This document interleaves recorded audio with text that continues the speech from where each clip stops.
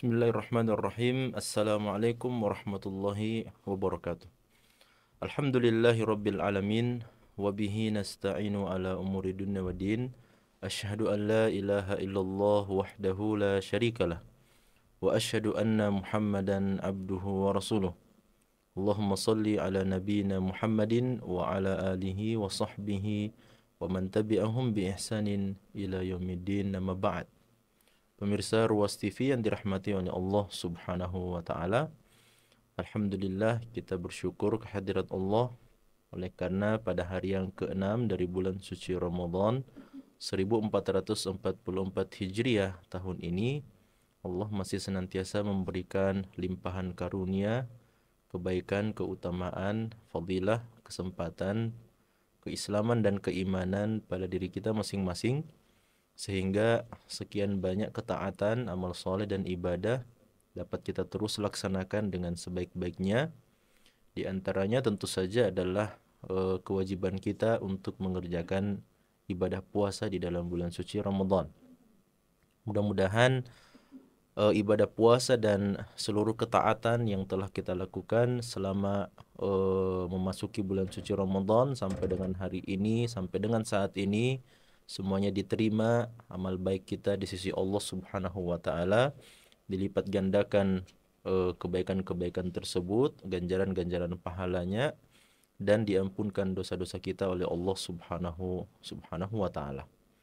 Salawat dan salam semoga senantiasa terhaturkan kepada baginda Rasulullah sallallahu alaihi wasallam, qudwah hasanah, suri tauladan dan contoh panutan kita semua, yang mengajarkan umat Islam seperti apa seharusnya sikap seorang muslim, sikap seorang mukmin dalam proses penghambaan dirinya kepada Allah Subhanahu wa taala, seperti apa seharusnya sikap seorang muslim, sikap seorang mukmin ketika dia beragama di dalam dinul Islam yang Allah Subhanahu wa taala telah karuniakan kepada umat manusia ini. Pemirsa Ruas TV yang dirahmati oleh Allah Subhanahu wa taala. Tema kita pada kesempatan pagi hari yang berberkah dan mulia ini, kita mengangkat tadabbur Quran surah Al-Maidah ayat 77, 78 dan ayat yang ke-79. Insyaallah kita berusaha berupaya untuk menjelaskan 3 ayat yang Allah Subhanahu wa taala sebutkan di dalam surah Al-Maidah ini. Secara umum, surah Al-Maidah berbicara tentang banyak hukum di dalamnya tentu saja. Namun Allah Subhanahu wa taala memang kalau kita melihat dalam firman-firmannya di dalam ayat-ayatnya pada surah ini, pemirsa sekalian, kita mendapati kebanyakannya Allah Subhanahu wa taala menjelaskan tentang hal-hal yang dihalalkan oleh Allah Subhanahu wa taala, dan begitu pula hal-hal yang diharamkan oleh Allah Subhanahu wa taala dari makanan, minuman, serta kebutuhan-kebutuhan umat manusia.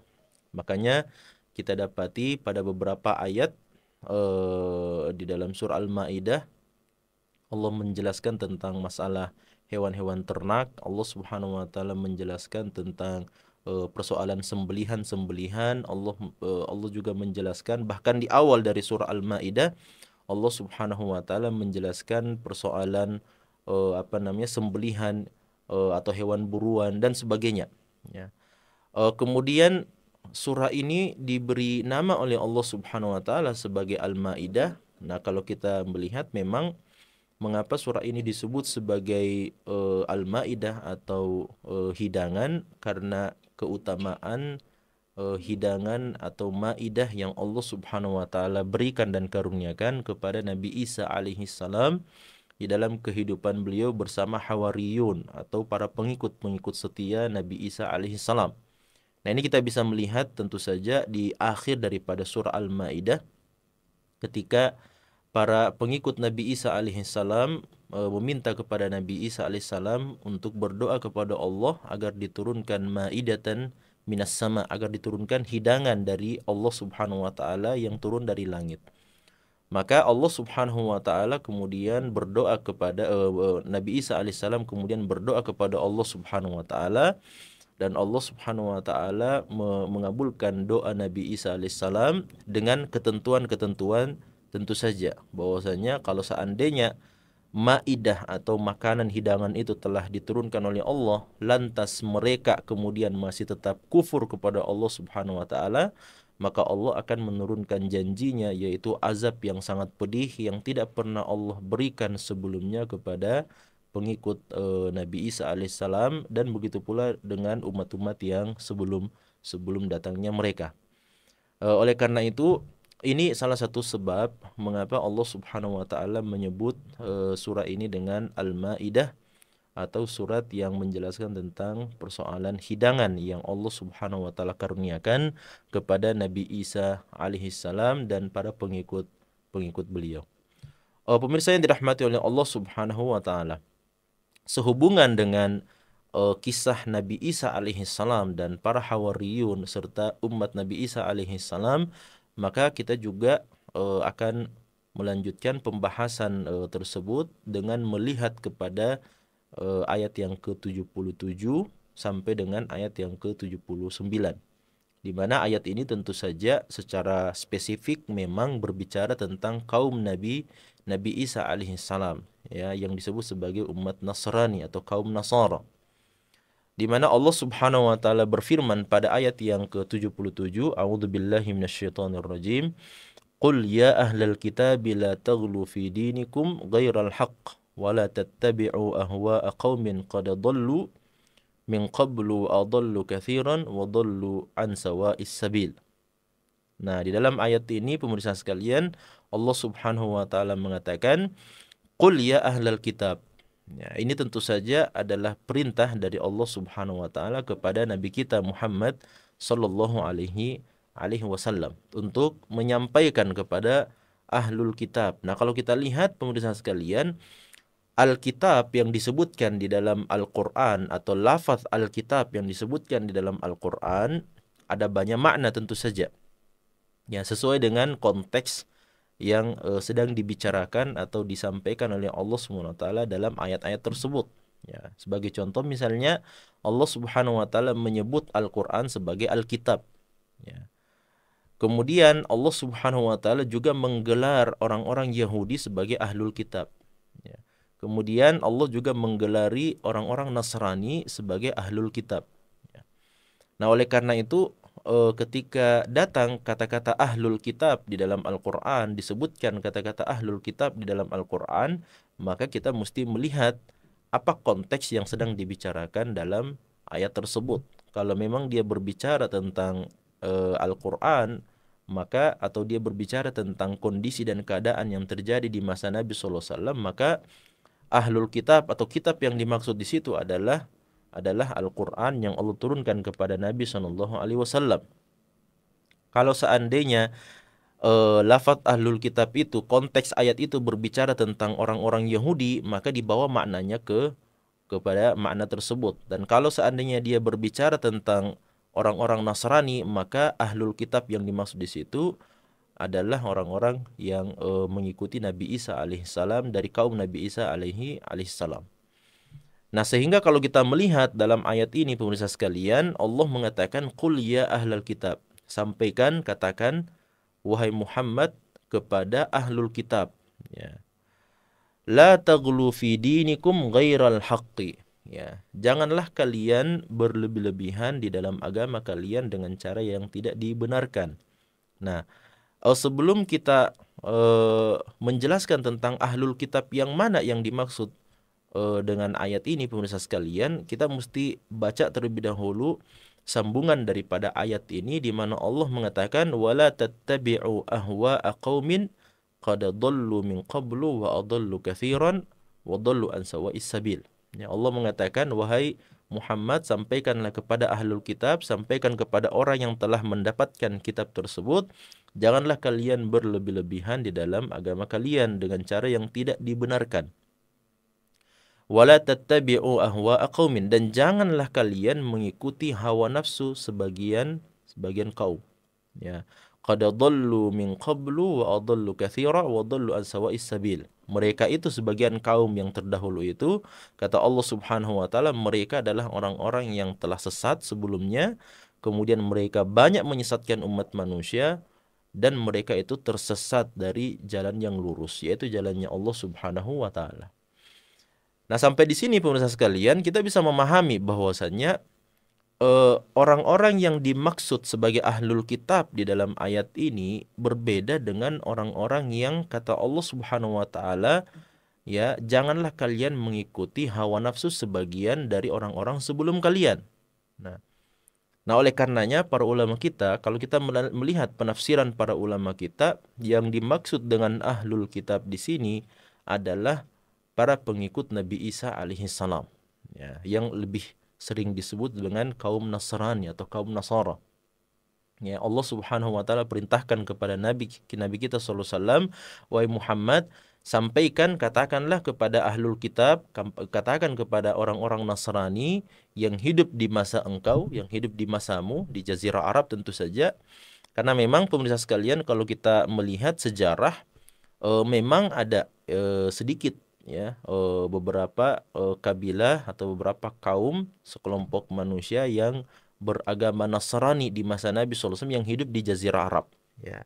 Kebanyakannya sebenarnya secara khusus mereka yang berada di Mekah dan di Madinah, karena Nabi tinggal di dua tempat yang mulia ini, ya. Sebagian kecil ada yang hidup di pinggiran kota Mekah dari kalangan orang-orang Yahudi, dan umumnya ketika Nabi hijrah ke kota Madinah, maka didapati ada sekian banyak kabilah-kabilah atau suku-suku dari orang-orang Yahudi yang mendiami dan meninggali kota Madinah jauh sebelum datangnya Nabi Muhammad SAW melakukan hijrah ke kota Madinah.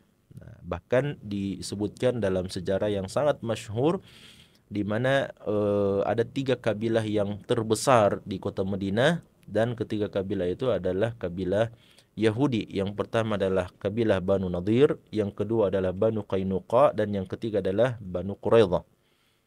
Namun bukan berarti bahwa tidak ada orang Nasrani di masa Nabi SAW secara khusus yang hidup di Jazirah Arab. Ya, tentu saja ada.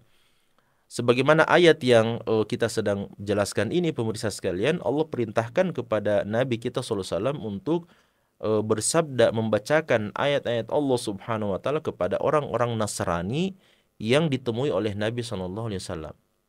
Contoh lain dalam kisah yang lainnya, pemirsa sekalian, Nabi SAW diperintahkan oleh Allah untuk menyampaikan firman Allah Subhanahu wa taala tersebut kepada orang-orang Nasrani, yaitu firman Allah di dalam surah Ali Imran, "Qul in kuntum tuhibbunallaha fattabi'uni yuhibbukumullah wa yaghfir lakum dzunubakum wallahu ghafurur rahim." Nah, ini ayat diperintahkan oleh Allah SWT kepada Nabi SAW untuk dibacakan, disampaikan kepada orang-orang Nasrani yang datang berkunjung kepada Nabi SAW di kota Madinah. Ya, di dalam kisah itu disebutkan bahwa orang-orang Nasrani ini mengatakan, wahai Muhammad, kalau kamu mengaku cinta kepada Tuhanmu, cinta kepada Allah, maka kami juga pengikut Isa juga cinta kepada Allah Subhanahu wa taala. Bukan kamu saja yang cinta kepada Allah, kami juga mengaku cinta kepada Allah Subhanahu wa taala.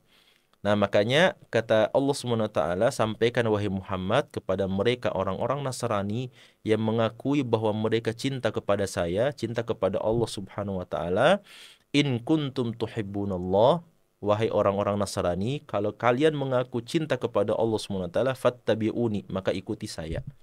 Maksudnya ikuti agama Nabi Muhammad SAW. Nah, kenapa pemirsa sekalian? Karena dengan turunnya Al-Quran, dengan diutusnya Nabi Muhammad sebagai seorang Nabi dan Rasul, maka itu berarti seluruh agama samawi yang sebelumnya secara otomatis dihapus legalitasnya oleh Allah Subhanahu wa taala, dan tidak boleh seseorang beragama kecuali dengan agama Islam apabila dakwah Islam sampai kepadanya.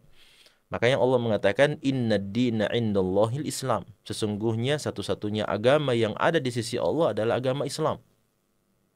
Tentu saja kalau kita berbicara tentang umat yang terdahulu yang sudah meninggal dan mereka telah beriman kepada para nabi dan rasul Allah, maka mereka juga masuk dalam kategori muslimun. Ya, kenapa? Karena semua dakwah para nabi dan rasul tanpa terkecuali menyeru kepada agama yang sama, yaitu agama Islam. Karena agama Islam itu maknanya adalah al-istislam, menyerahkan diri hanya kepada Allah Subhanahu wa taala. Makanya dalam surah Al-Baqarah Allah katakan innalladzina amanu, ya sesungguhnya orang-orang yang beriman, ya walladzina hadu, ya dan orang-orang yang menjadi pengikut dari kaum Nabi Musa alaihissalam, wan nasara, begitu juga dengan orang-orang Nasrani, ya mereka semua itu pemirsa sekalian, kalau mereka beriman kepada Allah dan beramal soleh, artinya mereka beriman kepada Allah dan beriman kepada para nabi masing-masing. Ya, pengikut Nabi Musa beriman kepada Nabi Musa, pengikut Nabi Isa Hawariyun beriman kepada Nabi Isa, kemudian pengikut Nabi Daud Sulaiman beriman kepada Nabi Daud dan Sulaiman, kemudian pengikut Nabi Nuh beriman kepada Nabi Nuh dan seterusnya. Mereka-mereka ini di masa mereka, di masa para nabi-nabi tersebut hidup, kalau umat tersebut beriman kepada Allah, maka kita katakan mereka tentu saja akan masuk ke dalam surga Allah Subhanahu wa taala. Nah, yang menjadi masalah adalah ketika dakwah Nabi SAW telah tegak, ketika dakwah Islam itu telah tegak, maka tidak ada lagi agama yang diperbolehkan oleh Allah SWT untuk kita yakini, untuk kita amalkan dan kita pergunakan kecuali agama Islam yang dibawa dan diajarkan oleh Nabi kita Muhammad SAW. Nah, olehnya yang dimaksud dengan ahlul kitab di dalam ayat ini pemirsa sekalian adalah orang-orang Nasrani, yang mana Allah Subhanahu wa taala melarang orang-orang Nasrani untuk mengikuti jalan umat sebelum mereka, yaitu ya sama sebenarnya dari kalangan Bani Israel, akan tetapi umat yang datang sebelum mereka yang dimaksud adalah orang-orang Yahudi. Ya, di mana kalau kita melihat memang Allah Subhanahu wa taala katakan wala tattabi'u ahwa'a qaumin qad dhallu min qablu wa adallu katsira wa dhallu an sawa'is sabil. Ya, jangan kalian mengikuti hawa nafsu sebagian kaum sebelum datangnya kalian, di mana mereka itu adalah orang-orang atau kaum yang telah tersesat dan banyak menyesatkan umat manusia, serta mereka tersesat dari jalan Allah Subhanahu wa taala. Nah, oleh karenanya yang dimaksud dengan kaum yang Allah SWT sebut sebagai ahlul kitab di dalam ayat ini adalah orang-orang Nasrani, sedangkan mereka yang sesat dan menyesatkan umat manusia atau banyak menyesatkan umat manusia di dalam ayat ini adalah orang-orang Yahudi. Nah, apa kata Allah Subhanahu wa taala kepada Nabi SAW? Katakan wahai Muhammad kepada orang-orang Nasrani, kepada orang-orang yang telah diberikan Alkitab atau kitab Injil kepada mereka. La taghlu fi dinikum. Janganlah kalian berlebih-lebihan di dalam agama kalian. Ya. Dengan cara yang tidak dibenarkan. La taghlu fi dinikum ghairal haqqi. Jangan kalian bersikap berlebih-lebihan di dalam agama kalian dengan cara yang tidak dibenarkan. Wala tattabi'u ahwa'a qaumin. Dan janganlah kalian mengikuti hawa nafsu dari sebagian kaum. Nah, ternyata dari penggalan ayat ini pemirsa sekalian, kita memahami bahwa Allah Subhanahu wa taala dalam ayat ini memerintahkan kepada Nabi SAW untuk melarang orang-orang Nasrani dari dua mara bahaya. Yang pertama adalah mara bahaya sikap gulu di dalam beragama dengan cara yang tidak dibenarkan. Kemudian yang kedua adalah mengikuti hawa nafsu sebagian orang yang menyesatkan umat manusia. Nah, ini dua larangan Allah Subhanahu wa taala pemirsa sekalian di dalam ayat yang ke-77 ini. Allah Subhanahu wa taala perintahkan kepada Nabi SAW untuk disampaikan kepada orang-orang Nasrani agar mereka tidak berlebih-lebihan di dalam agama atau berlebih-lebihan ketika mereka menjalankan nilai-nilai keagamaan mereka dengan cara yang tidak dibenarkan oleh syariat mereka sendiri. Dan yang kedua adalah jangan mereka mengikuti hawa nafsu sebagian manusia. Nah, kalau kita melihat pemirsa sekalian, apa sebenarnya yang dimaksud dengan perbuatan berlebih-lebihan di dalam agama dengan cara yang tidak dibenarkan? Yang dimaksud oleh Allah Subhanahu wa taala dalam ayat ini adalah ketika mereka menjadikan Nabi Isa alaihissalam sebagai putra Allah Subhanahu wa taala. Mereka membaptis atau mengangkat Nabi Isa alaihissalam melebihi daripada apa yang sebenarnya. melebihi daripada apa yang menjadi haknya Nabi Isa alaihissalam untuk menjadi seorang hamba, nabi, dan Rasul Allah Subhanahu wa taala. Inilah sebenarnya tiga tugas utama dari Nabi Isa alaihissalam. Beliau adalah seorang hamba, ya, sebagaimana Nabi Muhammad SAW dan para nabi-nabi yang lain juga adalah hamba Allah Subhanahu wa taala, sama dengan seperti kita ini. Kemudian yang kedua, mereka adalah para nabi Allah Subhanahu wa taala, dan Nabi Isa juga adalah Rasul Allah Subhanahu wa taala yang diberikan kitab Injil kepadanya. Namun karena banyaknya fitnah yang Allah Subhanahu wa taala berikan sebagai bentuk ujian kepada pengikut Nabi Isa alaihissalam, kita dapati Nabi Isa alaihissalam itu tidak memiliki ayah, tidak memiliki bapak.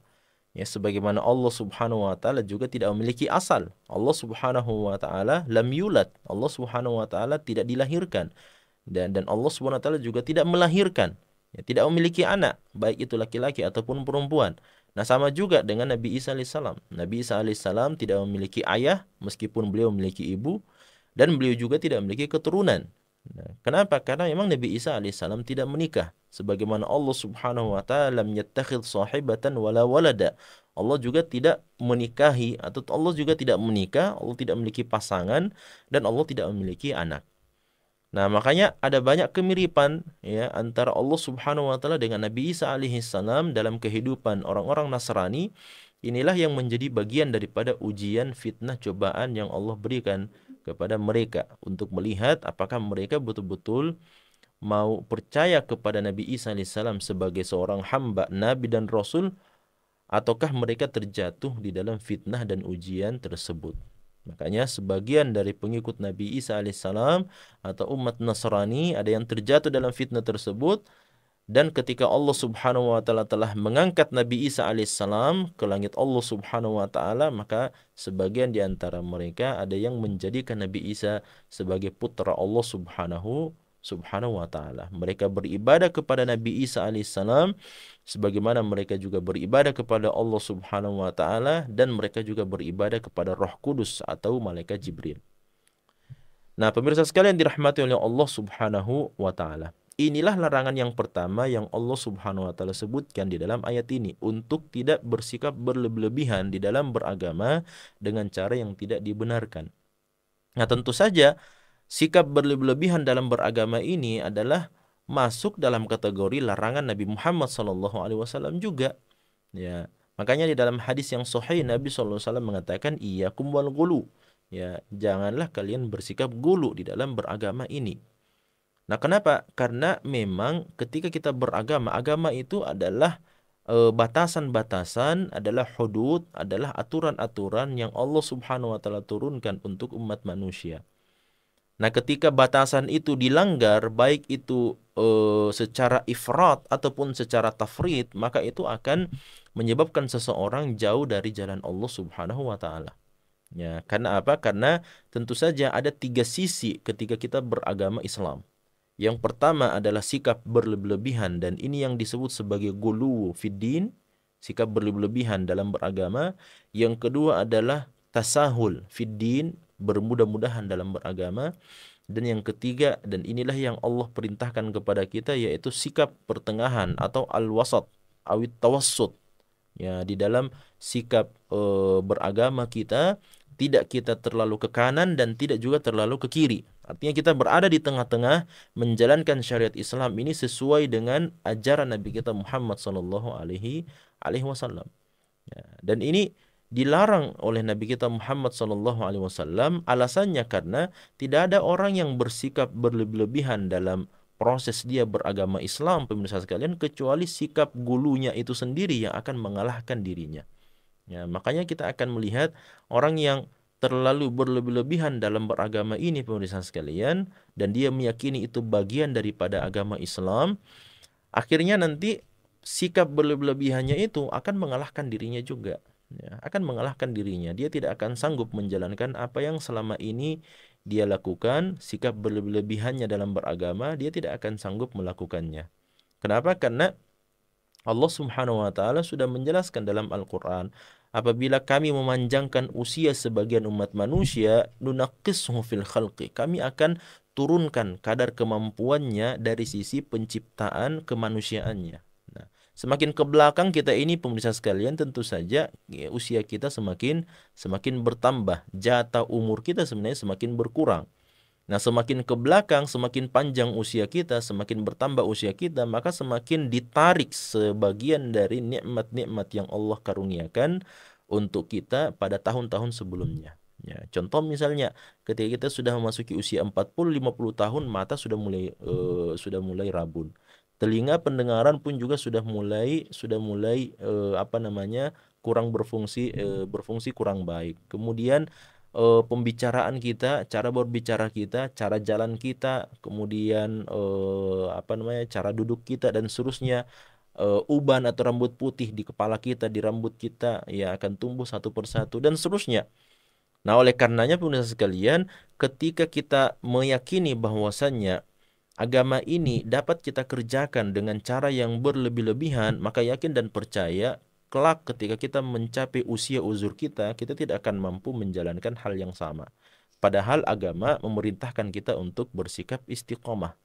Nah, oleh karenanya ketika kita memaksa diri kita dan bersikap berlebih-lebihan di dalam agama kita, melewati batas kadar yang dibenarkan oleh agama Islam, maka suatu saat akan datang masanya ya sikap tersebut akan mengalahkan kita dan kita tidak akan mampu istiqomah menjalankan agama Allah Subhanahu wa taala. Bahkan ketika ada 3 orang sahabat Nabi Shallallahu alaihi wasallam yang mengatakan, "Saya ingin berpuasa terus-menerus dan tidak berbuka."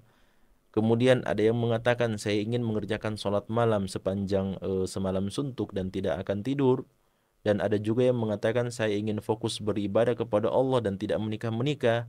Nabi SAW justru melarang mereka dan beliau mengatakan, "Ma balu aqwamin yaquluna kadza wa kadza wa kadza."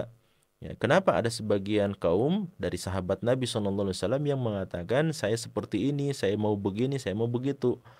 Padahal kata Nabi SAW, "Saya adalah orang yang paling beriman dan bertakwa, paling takut kepada Allah Subhanahu wa taala, tapi saya sendiri berpuasa dan saya juga tidak berpuasa di sebagian hari.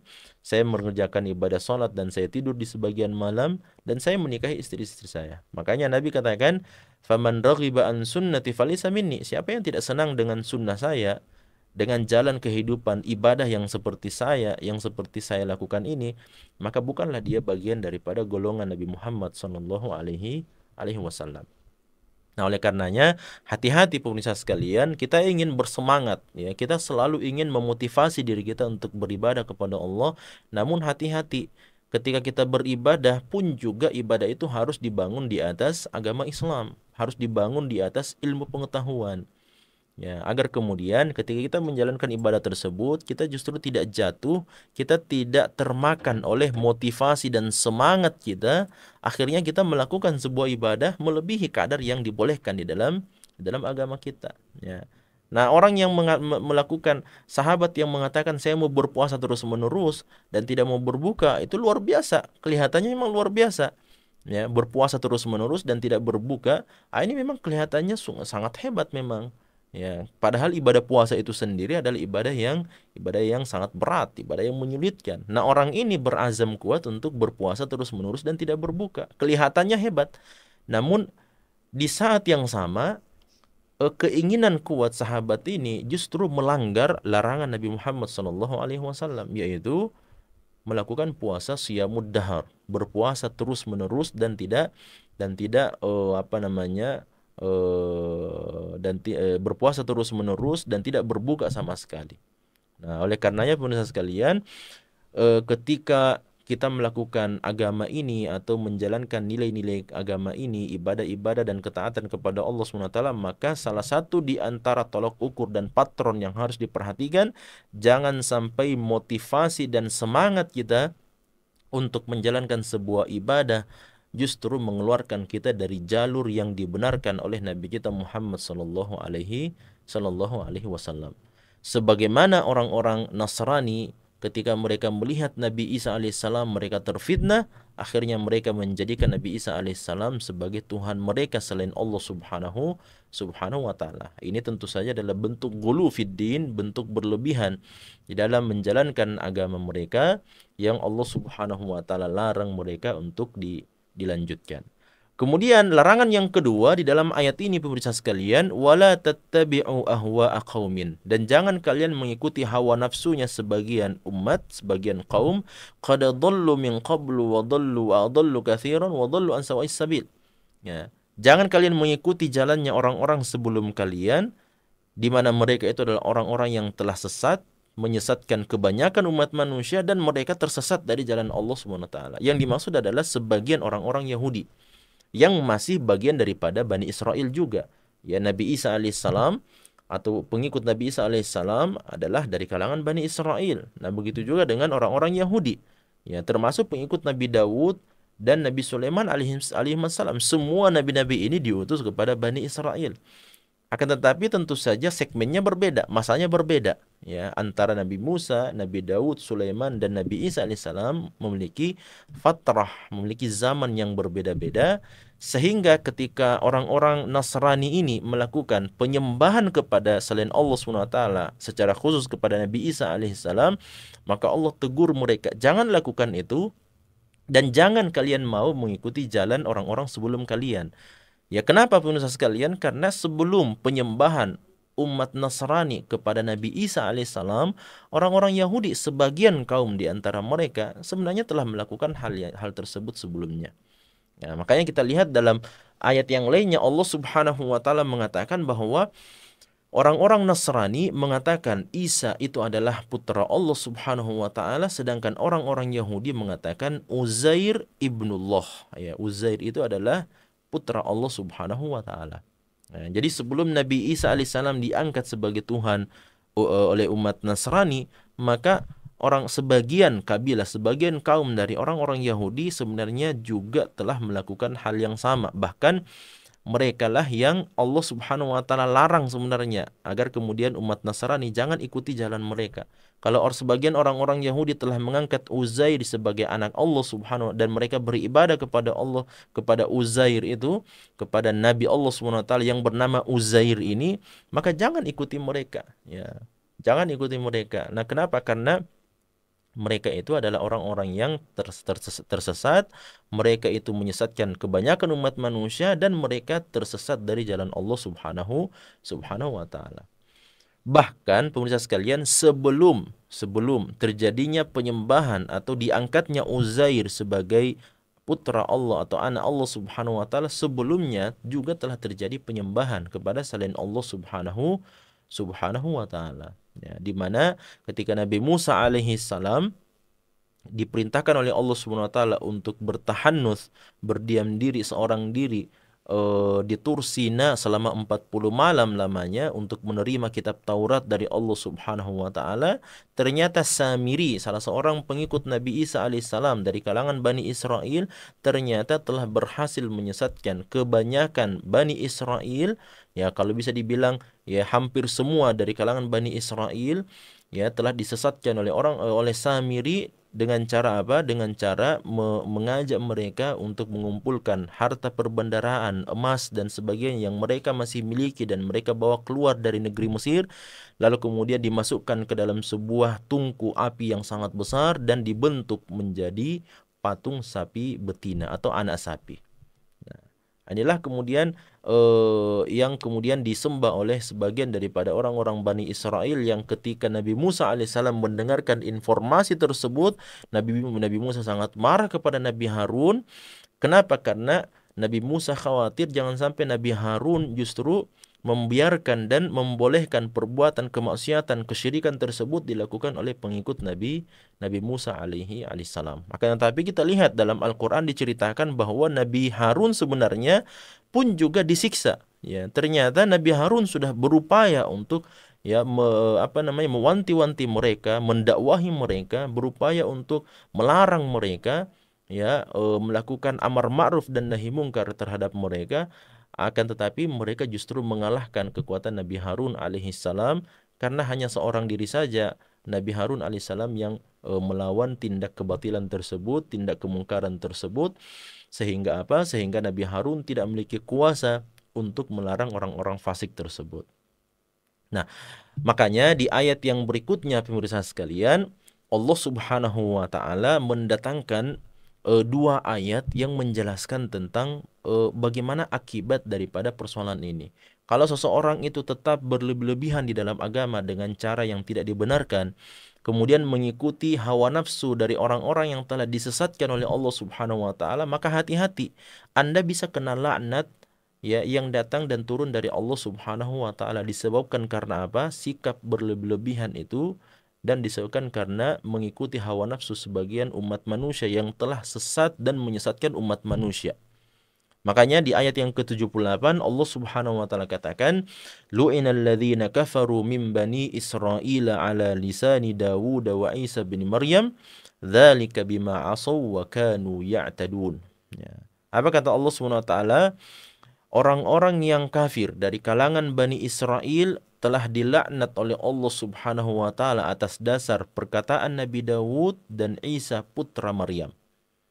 Kenapa pemirsa sekalian? Dzalika bima asaw wa kanu ya'tadun. Hal itu disebabkan karena mereka telah berbuat kemaksiatan dan karena mereka telah melampaui batas.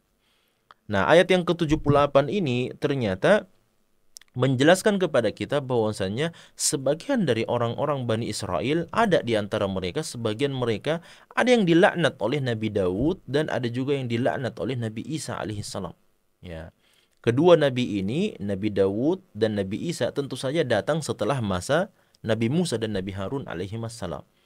Nah, ternyata kaum Nabi Daud alaihissalam di antara mereka ada yang melakukan penyembahan kepada selain Allah Subhanahu wa taala sebagaimana telah terjadi di masa Nabi Musa alaihissalam yang dilakukan oleh Samiri, dan termasuk juga orang-orang dari kalangan pengikut Nabi Isa alaihissalam akhirnya menyembah kepada selain Allah Subhanahu wa taala, yaitu kepada Nabi Isa alaihissalam. Nah, makanya Allah Subhanahu wa taala melaknat orang-orang tersebut, orang-orang kafir itu, karena mereka melakukan penyembahan kepada selain Allah Subhanahu wa taala. Nah, inilah yang dimaksud dengan dosa atau dzalika bima asaw. Itu disebabkan laknat itu diturunkan oleh Allah Subhanahu wa taala disebabkan karena mereka telah bermaksiat kepada Allah Subhanahu wa taala. Dan tentu saja ketika turun laknat Allah Subhanahu wa taala, maka laknat itu tidak diberikan kecuali kepada orang-orang yang melakukan dosa besar.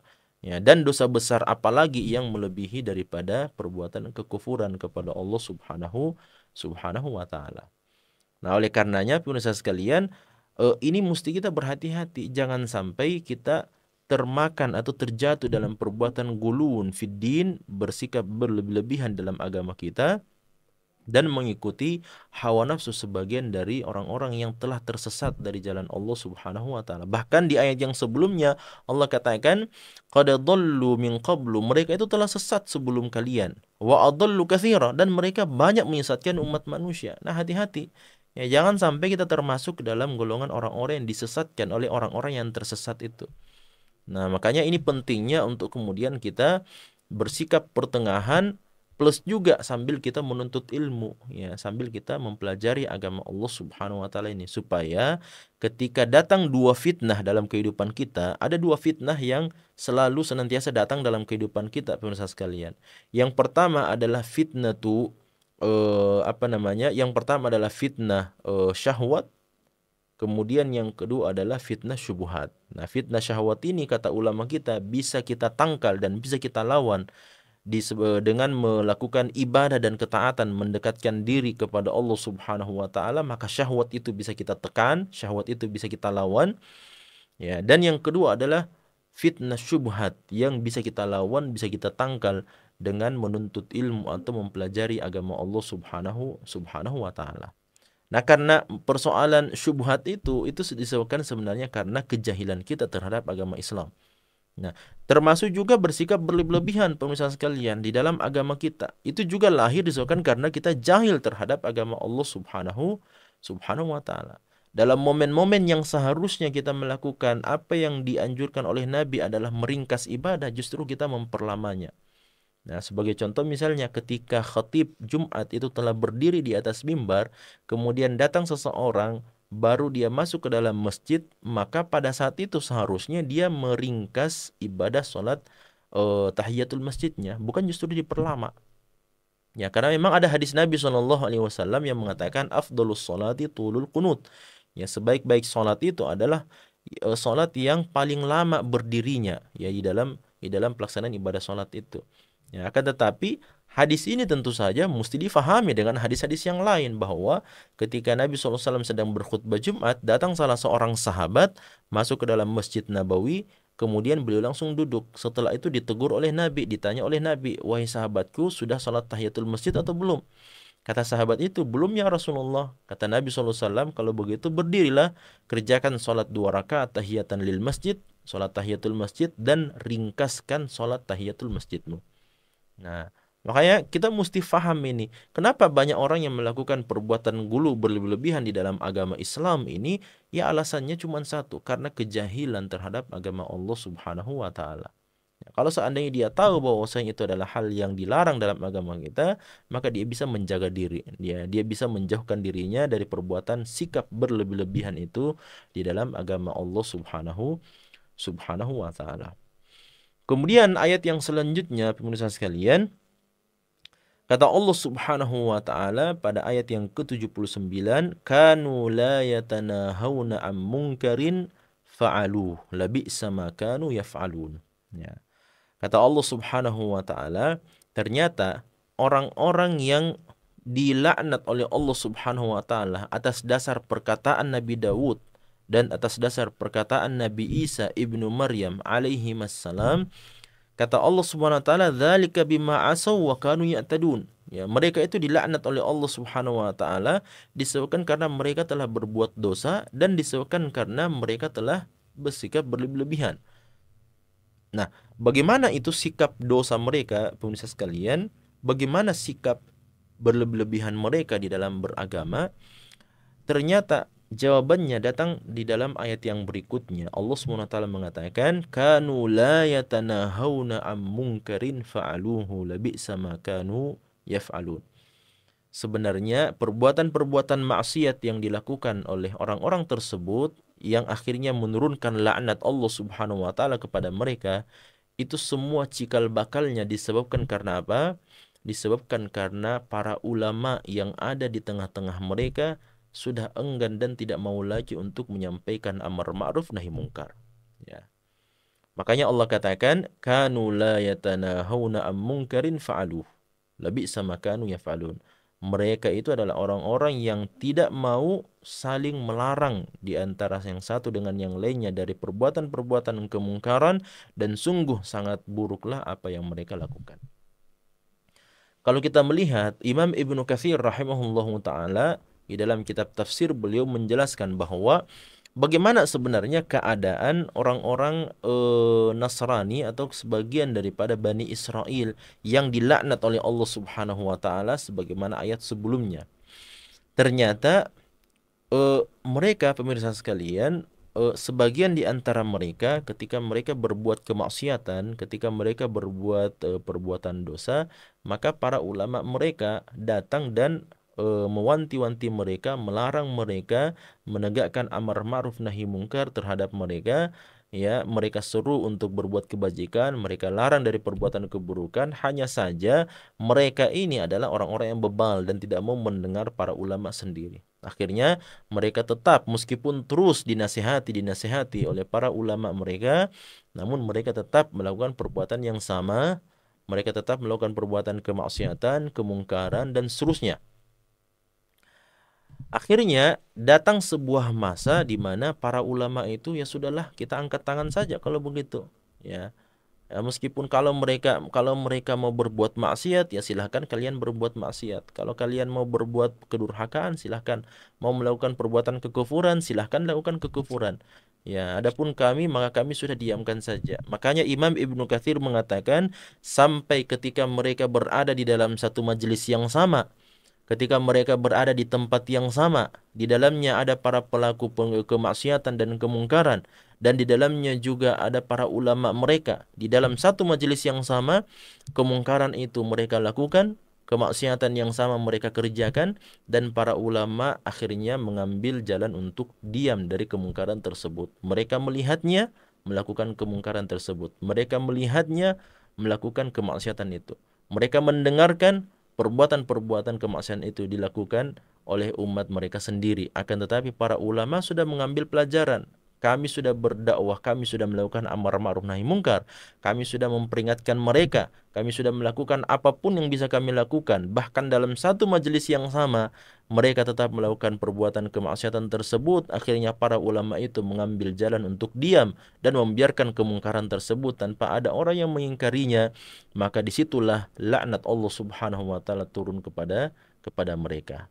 Kenapa pemirsa sekalian? Karena mereka tidak lagi saling melakukan amar ma'ruf nahi mungkar dan tidak lagi menegakkan dakwah ketika umat manusia ya berbuat kemaksiatan dan perbuatan dosa kepada Allah Subhanahu wa taala. Olehnya itu pemirsa sekalian, kita mengambil pelajaran dari ayat-ayat yang kita sebutkan ini, bahwasanya ayat ini menjelaskan kepada kita betapa pentingnya amar ma'ruf dan nahi mungkar, betapa pentingnya penegakan dakwah itu di jalan Allah Subhanahu wa taala. Ya memang betul ya. Kita menyampaikan dakwah, ada yang mendengar dan mungkin ada yang tidak mendengarnya, ada yang menerima dan mungkin lebih banyak yang tidak menerima dakwah kita, tidak lebih banyak orang-orang yang tidak mau memperbaiki diri mereka dan seterusnya. Akan tetapi ketika kita berada di satu majelis yang sama dan kita melihat kemungkaran itu, maka wajib bagi kita untuk melakukan ingkarul mungkar. Wajib bagi kita untuk melakukan ingkarul mungkar.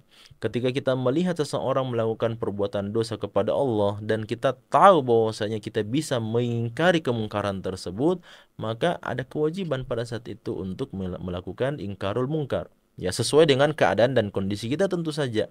Dengan melihat dhawabit, dengan melihat kaidah-kaidah, jangan sampai ketika kita mengingkari kemungkaran tersebut justru akan melahirkan kemungkaran yang baru. Ya, apalagi kemungkaran yang baru lahir itu adalah kemungkaran yang lebih besar. Itu dilarang oleh para ulama kita. Akan tetapi dalam kondisi tertentu kita melihat sebuah kemungkaran dan kita merasa mampu untuk mengingkari kemungkaran tersebut dan tidak akan melahirkan kemungkaran yang baru yang lainnya, maka kita punya kewajiban untuk melakukan ingkarul mungkar. Ya, untuk menegakkan dakwah, untuk menegakkan agama Allah Subhanahu wa taala. Makanya dalam hadis Nabi sallallahu alaihi wasallam mengatakan, "Man ra'a minkum munkaran falyughayyirhu biyadihi, fa illam yastati' fa bilisanihi, fa illam yastati' fa biqalbihi wa dzalika adhaful iman." Barang siapa yang melihat kemungkaran di hadapannya dilakukan, maka hendaknya dia mengingkarinya dengan menggunakan tangannya. Kalau dia tidak sanggup, maka ingkarilah dengan lisannya. Kalau dia tidak sanggup, maka ingkarilah dengan hatimu, dan itulah selemah-lemahnya keimanan seorang manusia.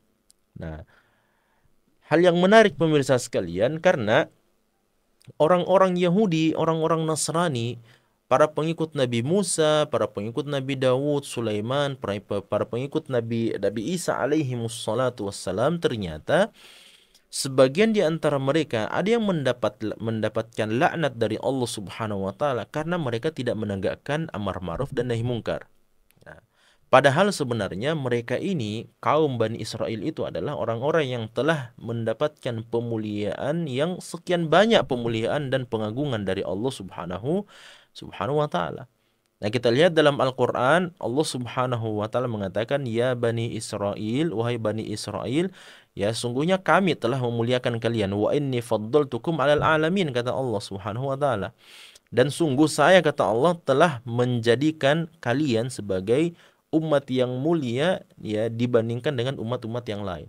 Jadi orang-orang Bani Israel itu dikhususkan oleh Allah Subhanahu wa taala. Orang-orang Bani Israel dikhususkan oleh Allah SWT dengan sekian banyak keutamaan, dengan sekian banyak fadilah, sebagaimana ayat yang tadi kita sebutkan, wa inni faddaltukum 'alal alamin, dan sungguh saya, kata Allah, telah memuliakan kalian, telah memberikan kelebihan-kelebihan untuk kalian di atas umat-umat yang lainnya. Nah, tapi sekarang kalau kita melihat, ternyata orang-orang Bani Israel, sebagian di antara mereka tidak menegakkan dakwah amar ma'ruf dan nahi mungkar. Nah, sekarang ketika bertemu antara orang-orang Bani Israel yang tidak melakukan amar ma'ruf nahi mungkar, ya, bertemu dengan umat Nabi Muhammad SAW, yang mana salah satu spesifikasi dan salah satu ciri utama mereka, kata Allah Subhanahu wa taala, adalah mereka menegakkan amar ma'ruf dan nahi mungkar, maka itulah yang menjadi sebab kenapa umat Islam menjadi umat yang lebih mulia dibandingkan dengan Bani Israel. Ya, meskipun Allah telah berikan kemuliaan yang sangat banyak kepada Bani Israel, itu jelas ayatnya disebutkan seperti itu. Ya, meskipun Allah SWT memuliakan mereka, ya, apa namanya, dengan sebuah tanah, dengan sebuah tempat tinggal, apabila mereka beriman bertakwa kepada Allah, maka tempat ini disebut sebagai al-ardul muqaddasah, khusus untuk mereka tinggali. Allah perintahkan bagi mereka untuk masuk ke dalamnya, yaitu al-ardul Filistin. Ya, tanah Palestina dikhususkan oleh Allah SWT untuk orang-orang Bani Israel kalau mereka beriman dan bertakwa kepada Allah Subhanahu wa taala. Ya. Dan banyak keutamaan-keutamaan, kelebihan-kelebihan yang Allah berikan kepada mereka, kepada Bani Israel. Akan tetapi, ketika segelintir di antara mereka ada yang tidak menegakkan amar ma'ruf dan nahi mungkar, sebagaimana yang tadi kita jelaskan, kemaksiatan itu dilakukan di dalam majlis yang sama yang dihadiri oleh para ulama mereka, dan para ulama mereka sendiri tidak melakukan ingkarul mungkar, maka jadilah umat Islam sebagai khairu ummatin di atas orang-orang Bani Israel. Makanya Allah katakan dalam surah Ali Imran, kuntum khaira ummatin ukhrijat linnas ta'muruna bil ma'rufi wa tanhauna 'anil munkari wa tu'minuna billah. Ya. Nah, kalian adalah, wahai umat Islam, kalian adalah sebaik-baik umat yang dikeluarkan kepada manusia. Kenapa pemirsa sekalian? Kenapa kita bisa menjadi umat yang terbaik di sisi Allah Subhanahu wa taala, melebihi Bani Israel, ya, melebihi Bani Israel, melebihi orang-orang yang telah dimuliakan oleh Allah Subhanahu wa taala tersebut. Kenapa? Ada 3 alasannya. Yang pertama, karena kita melakukan amar ma'ruf, dan yang kedua kita melakukan ingkarul mungkar, dan yang ketiga kita beriman kepada Allah Subhanahu wa taala. Di saat yang sama, sebagian dari Bani Israel mereka beriman kepada Allah Subhanahu wa taala, namun mereka tidak melakukan ingkarul mungkar. Ya, mereka beriman kepada Allah Subhanahu wa taala, namun mereka tidak melakukan amar ma'ruf.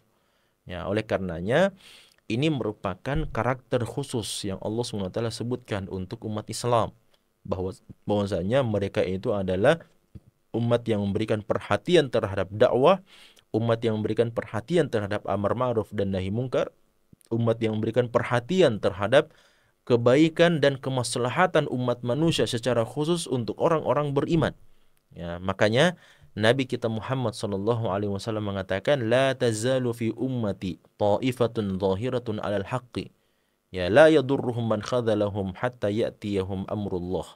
Kata Nabi SAW, akan selalu ada di tengah-tengah umat saya, di tengah-tengah umat Islam, akan selalu ada, jamaah sekalian, pemirsa sekalian, sekelompok ta'ifah, sekelompok manusia, segelintir manusia, zahirina alal haqqi, yang senantiasa menampakkan kebenaran, senantiasa menampakkan nilai-nilai keislaman. Ya, di saat yang sama,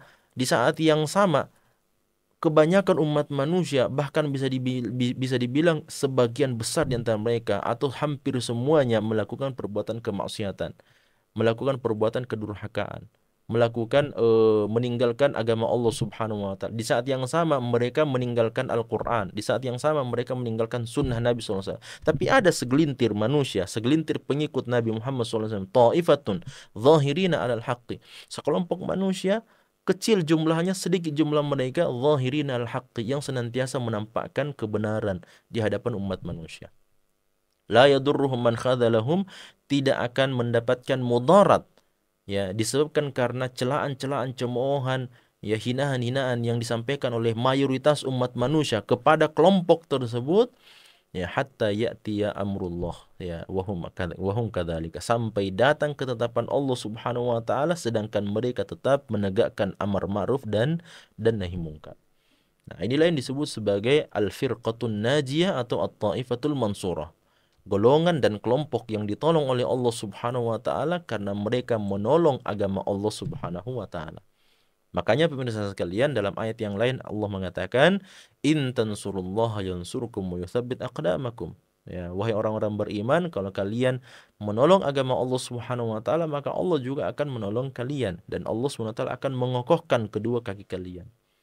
Nah, pemirsa yang dirahmati oleh Allah Subhanahu wa taala, tentu saja momentum bulan suci Ramadan ini adalah momentum yang sangat tepat, yang sangat baik sekali untuk kita memantaskan diri kita menjadi pribadi-pribadi yang takwa kepada Allah Subhanahu wa taala.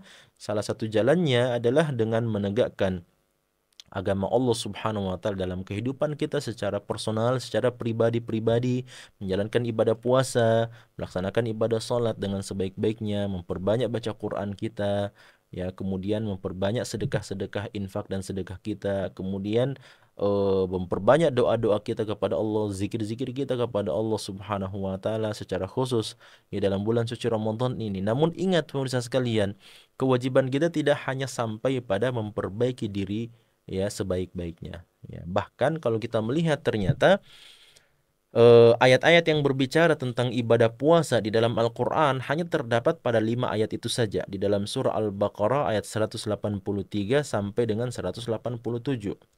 Cuman mesti kita tadabburi ini pemirsa sekalian, bahwa 2 ayat atau 3 ayat sebelum datangnya ayat yang ke-183 dan 1 ayat yang datang setelah ayat yang ke-187, kesemuanya itu berbicara tentang ayat-ayat muamalah. Semuanya berbicara tentang ayat-ayat silaturahim. Semuanya berbicara tentang ayat-ayat yang menyangkut masalah hak orang lain, hak manusia kepada kita, atas kita. Ya, secara khusus persoalan harta misalnya. Makanya Allah SWT katakan di dalam surah Al-Baqarah ayat 180, Allah mengatakan, kutiba alaikum idha hadra ahadakumul mautu in taraka khairanil wasiyatu lil walidaini wal aqrabina bil ma'rufi haqqan 'alal muttaqin. Faman baddalahu ba'da ma sami'ahu fa innama ithmuhu 'alal ladzina yubaddiluna innallaha samiun alim. Faman khafa min musin janafan aw ithman fa aslaha bainahum fala ithma 'alaihi innallaha ghafurur rahim. Ini 3 ayat. 180, 181, 182. 3 ayat ini berbicara tentang wasiat seseorang kepada anak-anaknya, wasiat seseorang untuk orang tuanya, wasiat seseorang kepada karib kerabatnya kalau dia sudah akan meninggal dunia. Dan masalah wasiat ini tentu saja berkaitan dengan masalah muamalah, berkaitan dengan masalah harta, berkaitan juga dengan masalah silaturahim, berkaitan juga dengan masalah hubungan kita dengan orang yang lain, dengan keluarga kita dan seterusnya. Ya. Ayat yang setelahnya, ayat 188, setelah pembahasan ibadah puasa itu, Allah SWT mengatakan, wala ta'kulu amwalakum bainakum bil batil wa tudlu biha ilal hukami li ta'kulu fariqam min amwalin nasi bil ithmi wa antum ta'lamun.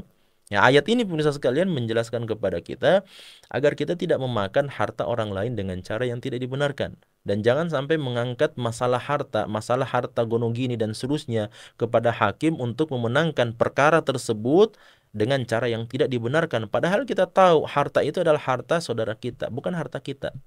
Ya, bukan harta kita. Nah, kenapa kita mau mengambil harta orang lain? Ya, dalam pembahasan ini pemirsa sekalian, Allah sisipkan itu. Ya, Allah sisipkan 5 ayat yang berbicara tentang masalah ibadah puasa.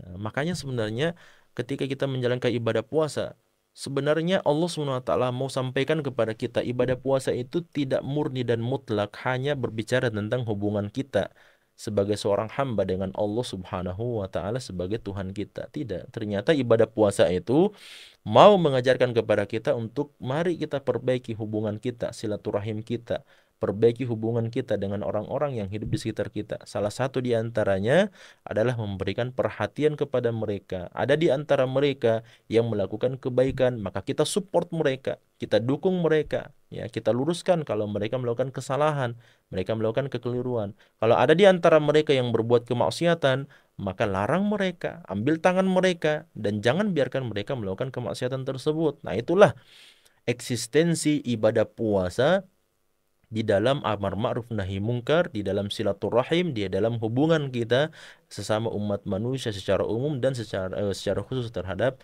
orang-orang beriman yang hidup di sekitar kita.